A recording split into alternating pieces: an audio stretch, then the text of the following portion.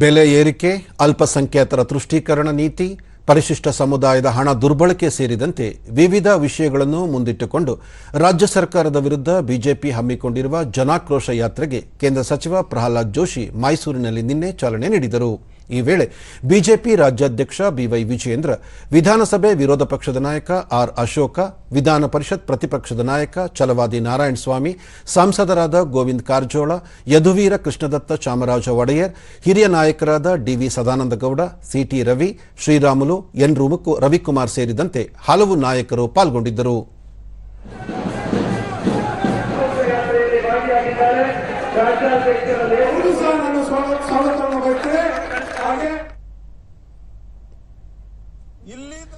ಬಳಿಕ ಪಾದಯಾತ್ರೆಯಲ್ಲಿ ಪ್ರಹ್ಲಾದ್ ಜೋಶಿ ರಾಜ್ಯದ ಭ್ರಷ್ಟ ಕಾಂಗ್ರೆಸ್ ಸರ್ಕಾರವನ್ನು ಅಧಿಕಾರದಿಂದ ಕೆಳಗಿಳಿಸುವ ಸಂಕಲ್ಪದೊಂದಿಗೆ ಬಿಜೆಪಿ ಜನಾಕ್ರೋಶ ಯಾತ್ರೆ ಹಮ್ಮಿಕೊಂಡಿದೆ. ರಾಜ್ಯ ಸರ್ಕಾರದ ಜನವಿರೋಧಿ ನೀತಿಯಿಂದ ಜನಸಾಮಾನ್ಯರು ಸಂಕಷ್ಟಕ್ಕೆ ಸಿಲುಕಿದ್ದಾರೆ. ಹಾಲು, ಮೊಸರು ಸೇರಿದಂತೆ ದಿನನಿತ್ಯದ ವಸ್ತುಗಳ ಬೆಲೆಗಳು ಗಗನಕ್ಕೇರಿವೆ. ಇದರ ನಡುವೆ ಧರ್ಮಾಧಾರಿತ ಮೀಸಲಾತಿಗೆ ಸಂವಿಧಾನದಲ್ಲಿ ಅವಕಾಶವಿಲ್ಲದಿದ್ದರೂ ಅಲ್ಪಸಂಖ್ಯಾತರಿಗೆ ಸರ್ಕಾರದ ಗುತ್ತಿಗೆಯಲ್ಲಿ 4% ಮೀಸಲಾತಿ ನೀಡುವ ಮೂಲಕ ರಾಜ್ಯ ಸರ್ಕಾರ ತುಷ್ಟೀಕರಣ ರಾಜಕಾರಣ ಮಾಡುತ್ತಿದೆ ಎಂದು ಹೇಳಿದರು. ಸಾಯ್ಬೇಕಂದ್ರೂ ವಿಚಾರ ಮಾಡಬೇಕು, ಹುಟ್ಟಬೇಕಂದ್ರೂ ವಿಚಾರ ಮಾಡಬೇಕು. ಯಾಕಂದ್ರೆ ಬರ್ತ್ ಅಂಡ್ ಡೆತ್ ಸರ್ಟಿಫಿಕೇಟ್ ಸಹಿತ ಅದರ ಫೀಸು ಜಾಸ್ತಿ ಮಾಡಿದ್ದಾರೆ. ಬಿವೈ ವಿಜಯೇಂದ್ರ, ರಾಜ್ಯದ ಹಣವನ್ನು ಬೇರೆ ರಾಜ್ಯಗಳಿಗೆ ವರ್ಗಾಯಿಸುವ ಮೂಲಕ ಪರಿಶಿಷ್ಟ ಸಮುದಾಯದ ಕಲ್ಯಾಣಕ್ಕೆ ಮೀಸಲಿಟ್ಟ ಹಣವನ್ನು ಮುಖ್ಯಮಂತ್ರಿ ಸಿದ್ದರಾಮಯ್ಯ ನೇತೃತ್ವದ ಸರ್ಕಾರ ದುರ್ಬಳಕೆ ಮಾಡಿಕೊಳ್ಳುತ್ತಿದೆ.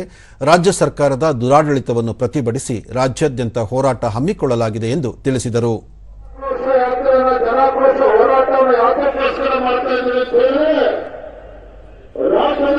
ಕಾಂಗ್ರೆಸ್ ಪಕ್ಷ ಅಧಿಕಾರಕ್ಕೆ ಬರುವ ಮುಂಚಿತವಾಗಿ ಅನೇಕ ಭರವಸೆಗಳನ್ನು ಕೊಟ್ಟಿದ್ದರು.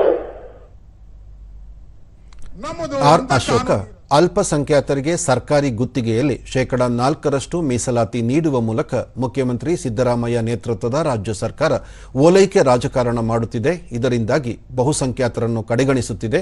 ಜೊತೆಗೆ ಬೆಲೆ ಏರಿಕೆ ಮೂಲಕ ರಾಜ್ಯದ ಜನರಿಗೆ ಹೊರೆ ಹಾಕಲಾಗಿದೆ. ಇದನ್ನು ವಿರೋಧಿಸಿ ರಾಜ್ಯಾದ್ಯಂತ ಹೋರಾಟ ಹಮ್ಮಿಕೊಳ್ಳಲಾಗಿದೆ ಎಂದರು. ದೇವಸ್ಥಾನಗಳಿಗೆ ಇವತ್ತು ವರದಾನವಾಗಿ ಈ ಕಾಯ್ದೆಯನ್ನ ತಂದಿದ್ದಾರೆ.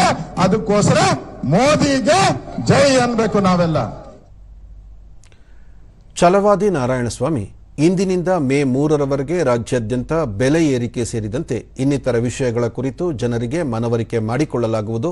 ದೇಶದಾದ್ಯಂತ ಕಾಂಗ್ರೆಸ್ ಪಕ್ಷ ನೆಲ ಕಚ್ಚಿದ್ದು ಈ ಹಿನ್ನೆಲೆಯಲ್ಲಿ ಕರ್ನಾಟಕವನ್ನು ದೆಹಲಿ ನಾಯಕರು ಎಟಿಎಂ ಮಾಡಿಕೊಂಡಿದ್ದಾರೆ ಎಂದು ದೂರಿದರು. ಮೆರಿಟ್ ಕೋಟ ಅಲ್ವತ್ತೆ, ಪೇಮೆಂಟ್ ಕೋಟ ಅಂತ ಹೇಳಿದ್ರು. ನಾನು ಹೇಳಿದೆ ಈಗ ಪ್ರಶ್ನವ್ರಿಗೆ, ಈಗ ನಮ್ಮಲ್ಲಿ ಮೆರಿಟ್ ಇದು ಎಲ್ಲವೂ ನಡೆಯೋದು ಮೆರಿಟ್ ಮೇಲೆ, ನಮ್ಮಲ್ಲಿ ಬೇರೆ ಯಾವ ಕೋಟನೂ ಇಲ್ಲ. ಇದಕ್ಕೂ ಮುನ್ನ ಚಾಮುಂಡೇಶ್ವರಿ ದೇವಿಗೆ ಪೂಜೆ ಸಲ್ಲಿಸಿ ನಾಯಕರು ಯಾತ್ರೆ ಆರಂಭಿಸಿದರು.